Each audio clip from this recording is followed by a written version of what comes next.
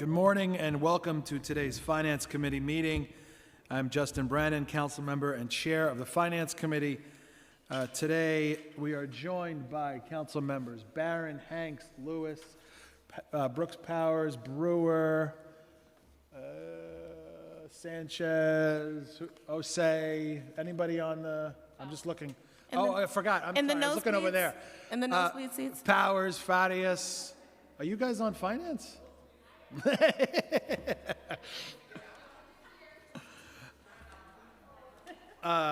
Council members Stevens and Ayala, just stopping by.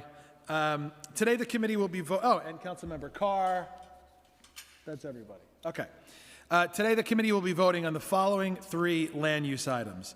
An Article 11 property tax exemption for two buildings with 135 units in Councilmember Riley's district, two Article 11 property tax exemptions for two affiliated and neighboring buildings, one with 79 units and the other with 77 units, both in Councilmember Sanchez's district.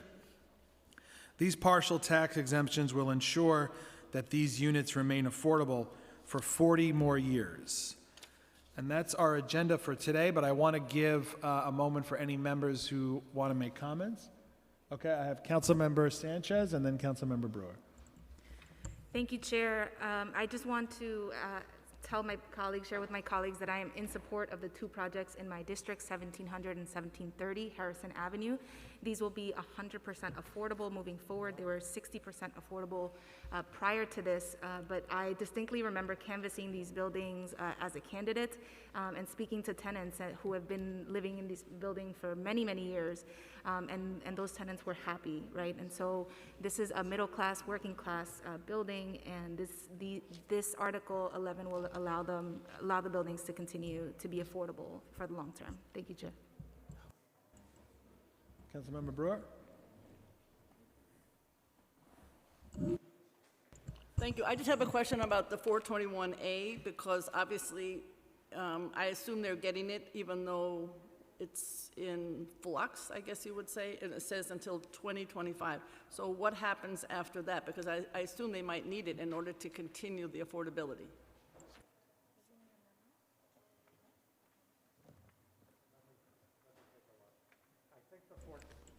Jim's going to take a look. I've been through this many times with other buildings. Just want to acknowledge Councilmember Kagan, who I saw. That's it.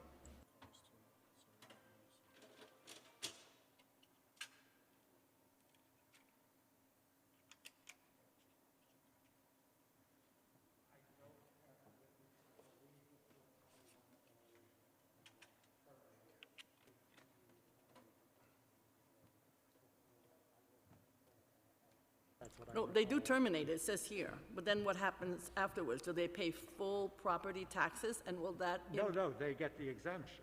Forever? Yeah, for 40 years. Okay, so they'll be able to, 421A will continue for 40 years, because it says... No. The 421A terminates. Yes. The Article 11 tax exemption kicks in. And what does that mean in terms And of... that's 40 years of a partial tax exemption. Okay, so it won't... And the resolution talks about what they pay under the partial tax exemption, which is, I believe it's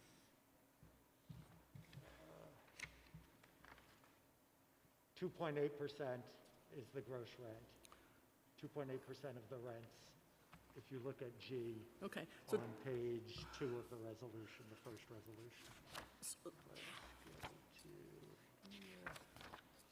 That's what they will owe. okay, so gross rent tax.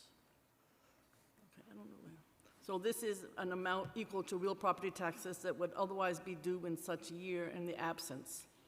All right, so what you're saying is it won't be as, It will be an amount less than the real property tax. right, so it won't be as big a discount as 421A, but it'll be something.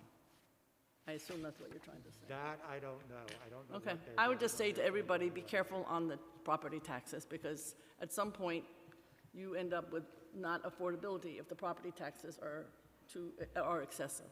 Thank you. Any other comments from members? Okay, seeing none, Jim will call the vote. Or Billy? Oh, Billy? Okay. Good I'll morning. now ask Billy Martin, committee clerk, to call the roll. Good morning. William Martin, Committee Clerk. Roll call vote. Committee on Finance. Items are coupled. Chair Brannan. Aye on all. Ayala. Aye on all. Powers. Aye and all. Lewis. Councilmember Lewis votes aye. Brooks. Powers. Aye on all. Barron. May I be excused to explain my vote? Yes. You know, for the years I've been trying to balance out tax breaks for those who don't really need it and build an affordability in our district. These projects are affordable, but the 421A program, when I was in the State Assembly, needs to be scrapped. They shouldn't get these great tax breaks and breaks on purchasing city and state-owned property for billionaires and millionaires to build affordability. So I'm voting no on these projects on a principle. The projects themselves are affordable. I see that the council members saw to that in their district, but I'm voting no on the principle that at some point we got to stop giving tax breaks, especially when we're cutting money from the education budget, claiming that we're going to have some big-time fiscal crises next year, 9-point-some-odd billion dollars in deficits. We got 8.3 billion in reserve funds, and we're giving rich people tax breaks to build affordability. I think that if we want to make sure education is taken care of, and the mayor is now proposing 3% cuts for more agency, and we giving people who can afford it tax breaks. So on that principle, I vote no on these projects. Thank you. Brewer. I vote aye. Farias. I vote aye. Hanks. Aye on all. Kagan. Aye. Osei. Aye on all. Sanchez.